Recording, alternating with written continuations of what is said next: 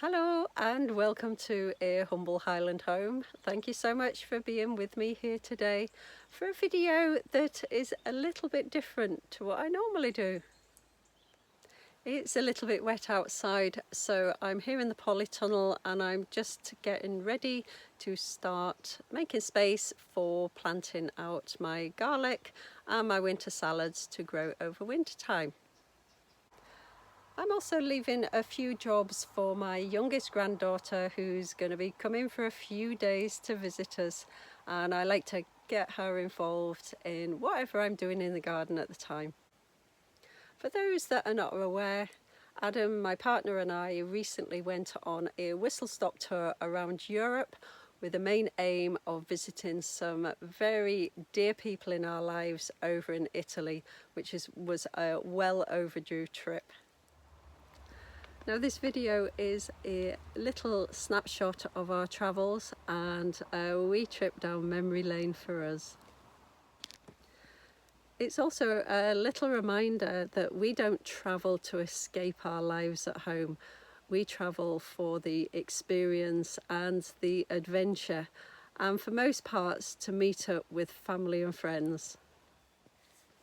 I didn't video everywhere we went and everything we did. Your tea, madam. Oh, thank you so much. There's always time for tea. Yeah, so where was I? I didn't video everywhere we went and everything we did because sometimes putting the camera down is the right thing to do and just being present and soaking up every moment, and that's what I did. The good bits and the bits that we could learn from. Because everything doesn't always go to plan, and there's a few things that we would do differently if we were to do the trip again, but for most parts it was an amazing trip and we thoroughly loved it, and there are places that we're already planning to go back to. So I hope you enjoy this little snapshot into our travels, and I will leave more practical details in the description below.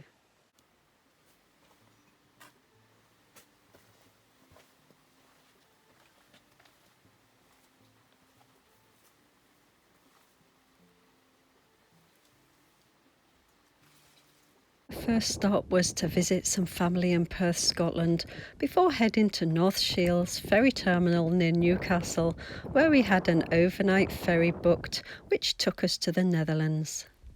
Then it was a straight through drive down the Autobahn through to Germany to our first camp spot. We had only booked one place to stay in advance, which was our destination on the outskirts of Florence, and all the rest we planned to book as we went or to be open to alternative accommodations. We had camping gear with us, so if we could be self-sufficient if we needed to be. While camping is not allowed in Europe, but you can camp with the landowner's permission.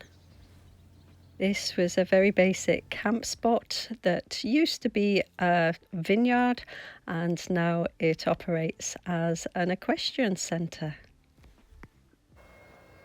And next we were off to Switzerland. It was almost like they were expecting us as the bagpipes were playing across the valley.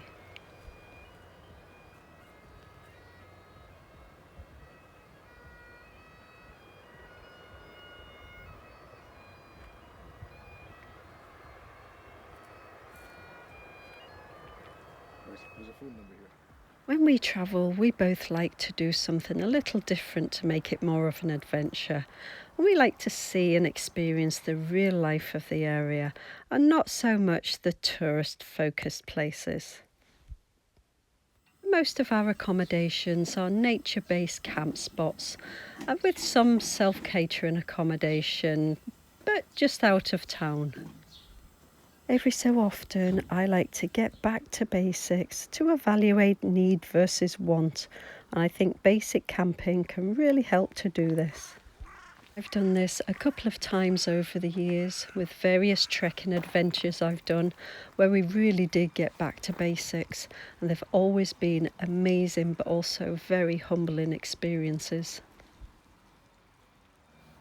This is the quaintest little monastery garden that was in the village close to where we were staying. They encourage people to come into the garden and read all about the medicinal benefits of all the weeds, plants, shrubs and trees that they have there. I was in my absolute element here, and Adam was very patient, and I managed to pick up a few ideas that I hope to bring back home. The day that we spent in and around this wee village has got to be up there as being one of my favourite days of the holiday. It was like we'd planned the entire day, but it just happened very organically.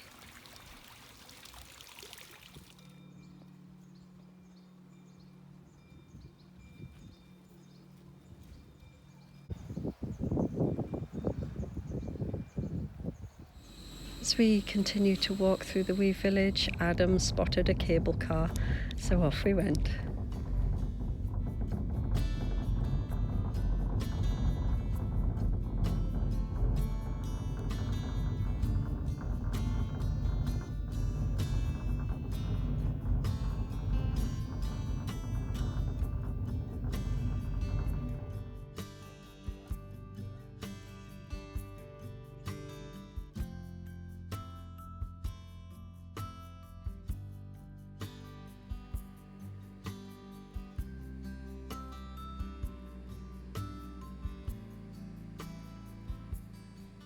And it would be rude not to go for a little meander in the Alps when you get the opportunity to. There were a few walks that were marked out on a board with different distances that led into a loop. So we just followed one of these, and there were lots of little folklore stories along the way. Parts of the walk just looked like little hobbit land, but the views were amazing.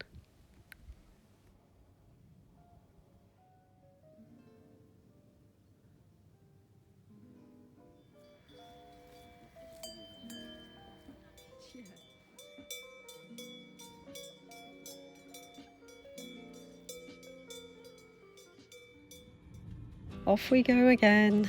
Given that our time was quite restricted, we tended to use the main roads, which involved lots of tunnels and paying lots of toll charges. We had been made aware of this, and with some tolls you can pay in advance.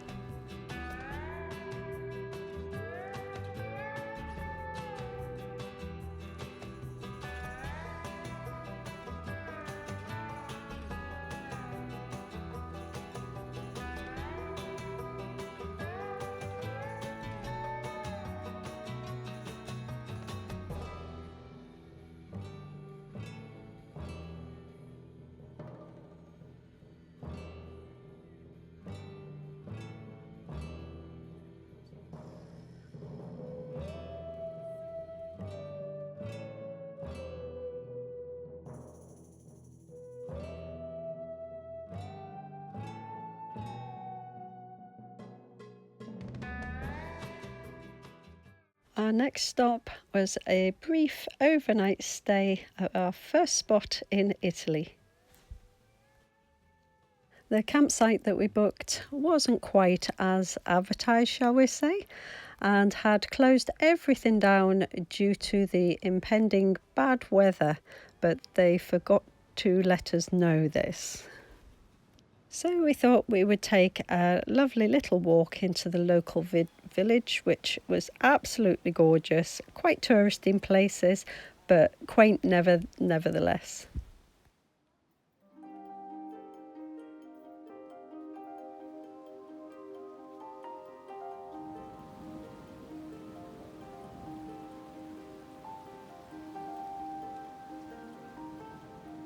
We had hoped that we'd be able to get something to eat and then get back to the camp spot before the weather turned. But we were too early to get food as the restaurants didn't open till later on, which is quite traditional in Italy. So as we meandered, we felt a few spots of rain coming on, so we thought it might be a good idea to go and get some pre-dinner drinks until the restaurants opened.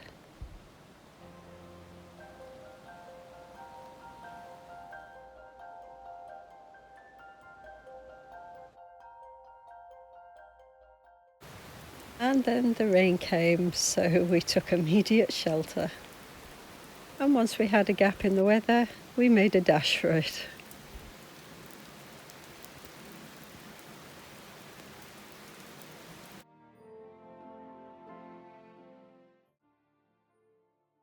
On our travels again, and Adam had on his wish list to visit the Ferrari Museum, so that's what we did.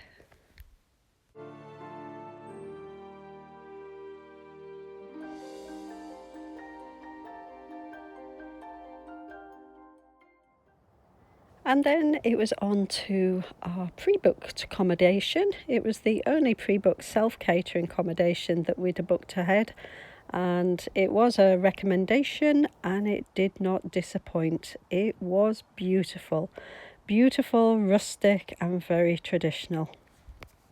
We had chosen the upstairs apartment, which could sleep up to 5, with a small kitchen and dining area. And after the basics of the campsites, the hot shower was wonderful, and I could not recommend this place highly enough.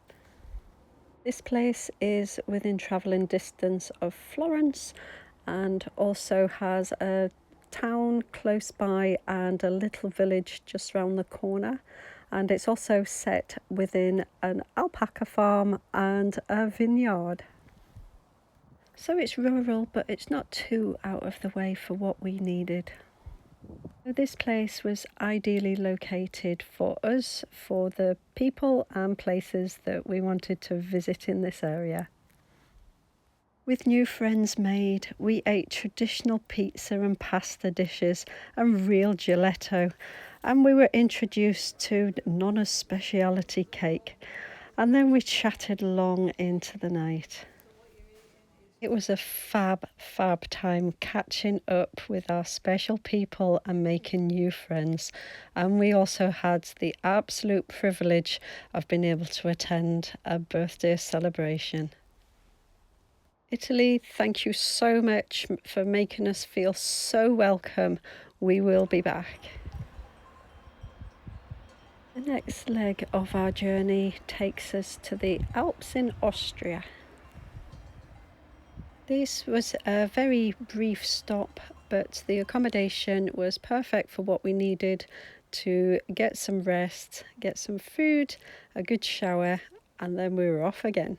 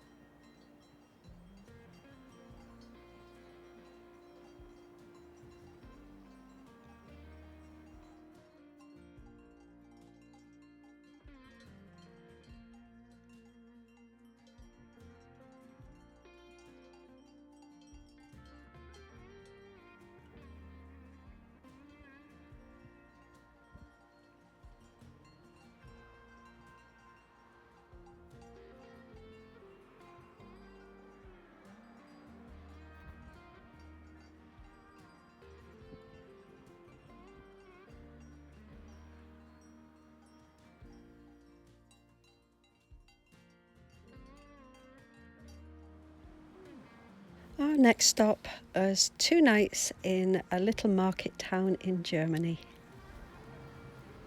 This was another quaint little village that we was able to walk into, which was lovely after being in the car all day yesterday. When we've done trips like this before, we've always tried to plan it, that we have a day's travel and then we have a couple of days where we can get out and explore. Like most little old towns and villages, they all have their historic events, which they have written on boards around this quaint little village. And there are some quirky little places around here which are just adorable.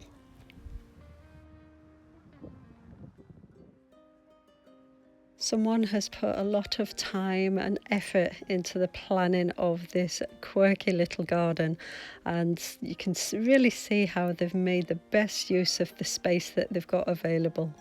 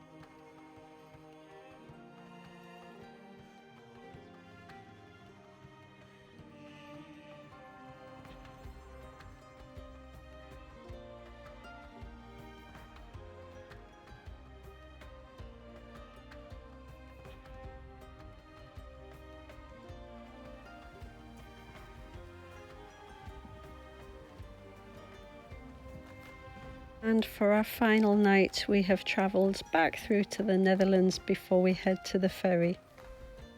This was a very quirky place to come and stay, but absolutely superb. There were various accommodation areas and outdoor cooking places to encourage people to connect and where kids could play. A very welcoming and grounding place if you like something a bit different. I think our pod was called the Acorn Pod, which was an A-frame with an open plan kitchen and seating area, and then the sleeping bunks were around the other side. And you can see the tractor cutting the grass on the roof.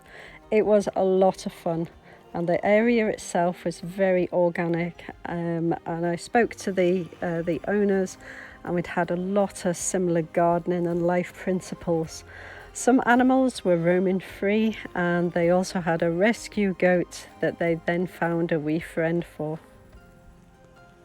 And this rabbit, although very, very still, is alive and came to say hello.